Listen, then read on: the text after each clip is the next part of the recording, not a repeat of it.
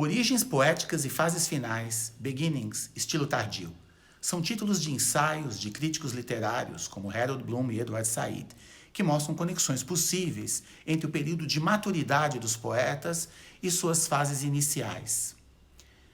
Por outro lado, no ambiente da música clássica, em geral, privilegia-se as últimas obras, as derradeiras obras dos grandes mestres, deixando-se de lado, muitas vezes, os segredos implícitos nas primeiras obras dos compositores e na relação que eles têm quando começam a compor e a publicar com seus antecessores. O objetivo deste vídeo é mostrar como isso se dá dentro da trajetória de Beethoven, como Beethoven foi se tornando pouco a pouco o grande compositor que veio a ser, e mostrar como, em sua produção juvenil, ecos de seus antecessores mais imediatos, como Mozart e Haydn, podem se fazer presentes.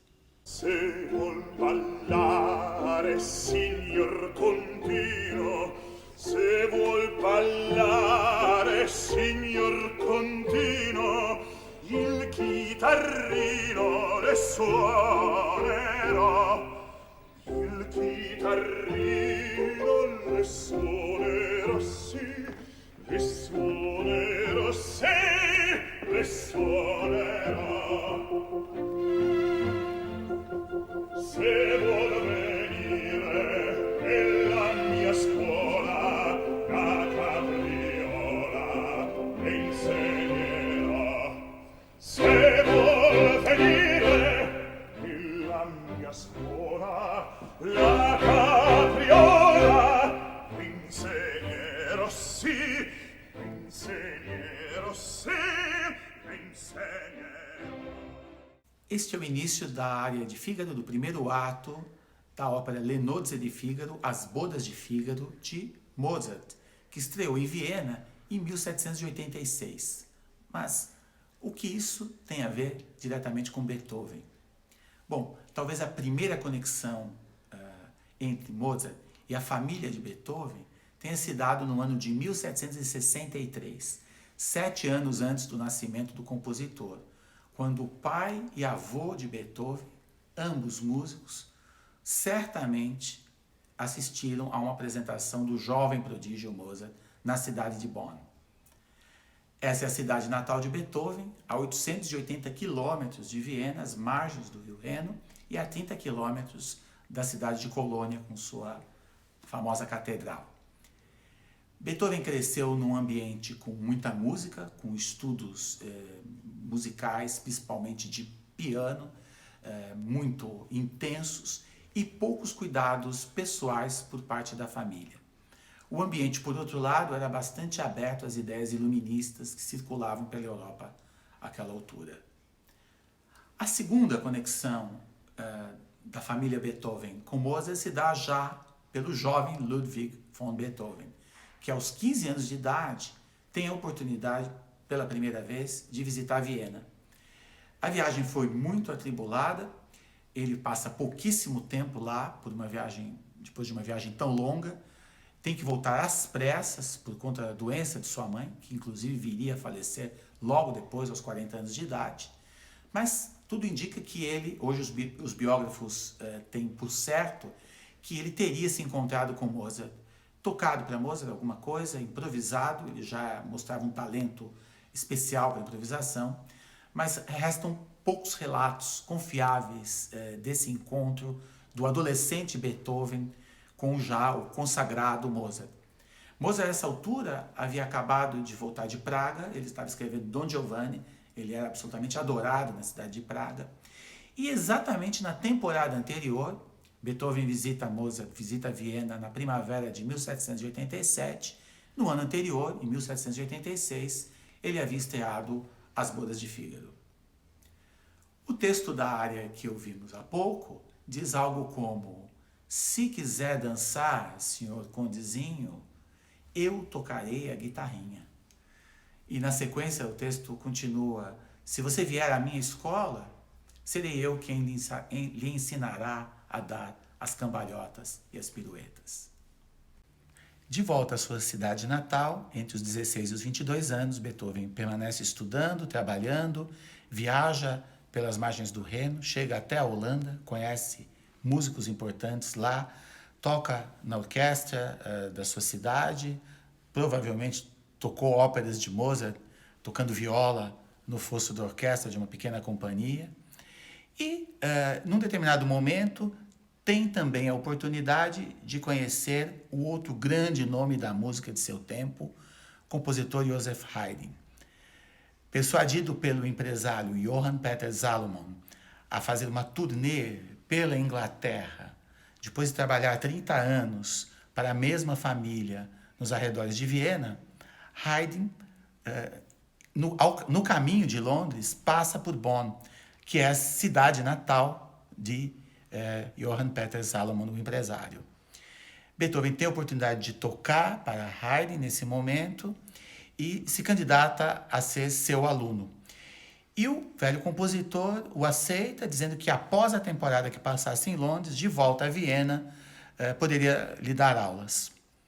Com isso, Beethoven procura fundos, apoio, para poder se fixar em Viena, com o propósito de buscar uma carreira de músico lá e também de estudar com Haydn. E aos 22 anos, ele percorre pela última vez pela segunda e última vez, os 880 quilômetros que separam Bonn de Viena para se fixar definitivamente na capital do Império Austríaco, onde ele permanecerá até o final da vida. Ao chegar em Viena, Beethoven passa a dar aulas, estuda com Haydn. Haydn trabalha com ele o Tratado de Contraponto por Espécies, de Johann Joseph Fuchs, e também algumas de suas primeiras composições começam a chamar a atenção. Até que, aos 24 anos de idade, ele já estava há 2 anos em Viena, uma das principais casas editoriais europeias e da Áustria, a editora Artaria, decide publicar uma composição de Beethoven e a intitula como seu Opus 1. Isso seria um início auspicioso para a sua carreira de compositor, mas ele não ficou muito contente com essa situação. A obra que a editora Artaria publicou como sendo inicialmente o Opus 1 de Beethoven é esta.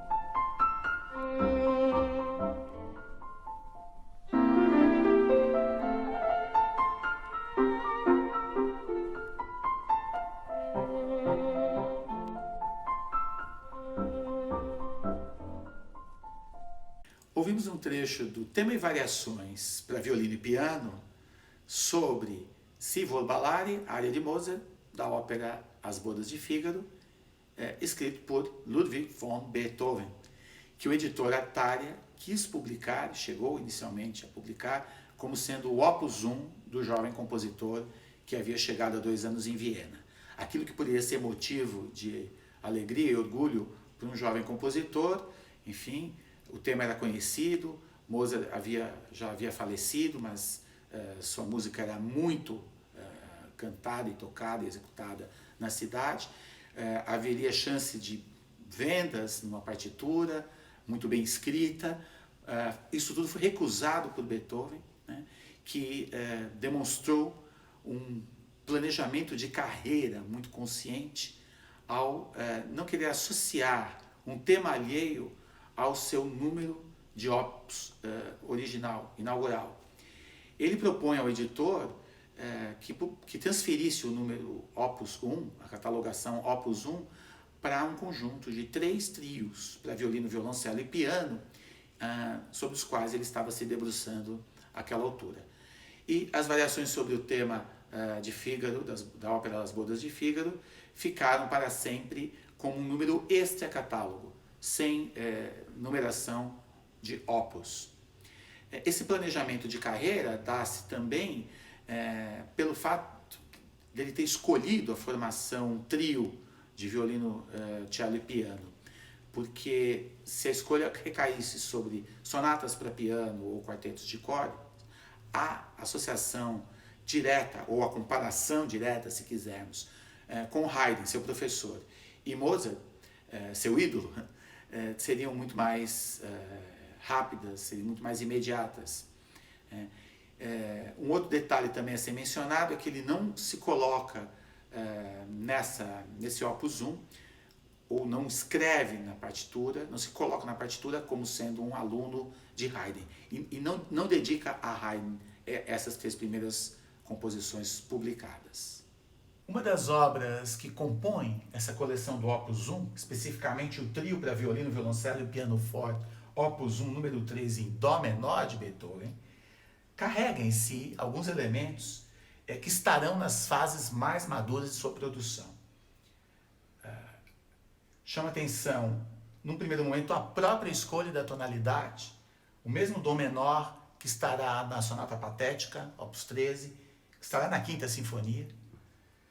O uso das pausas como um elemento estrutural, o silêncio em igualdade de condições com os sons. E também o ornamento, que aqui não é um mero embelezamento, como o classicismo vienense herda do barroco, mas, de novo, um elemento formal que será desenvolvido nas páginas que compõem essa obra. Vamos ouvir um pequeno trecho, então, desse Allegro com brio, primeiro movimento do trio número 3 do opus 1 de Beethoven.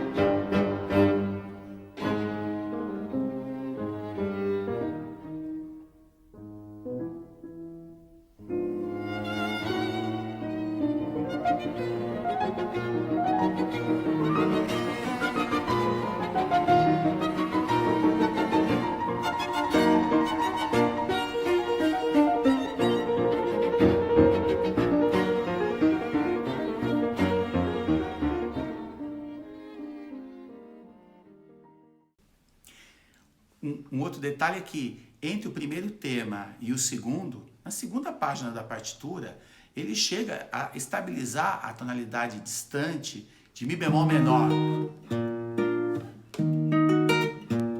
né? O que seria mais utilizado adiante, já na Sonata Appassionata, na Waldstein, no seu período intermediário, mas que já surge embrionariamente aqui no Opus 1.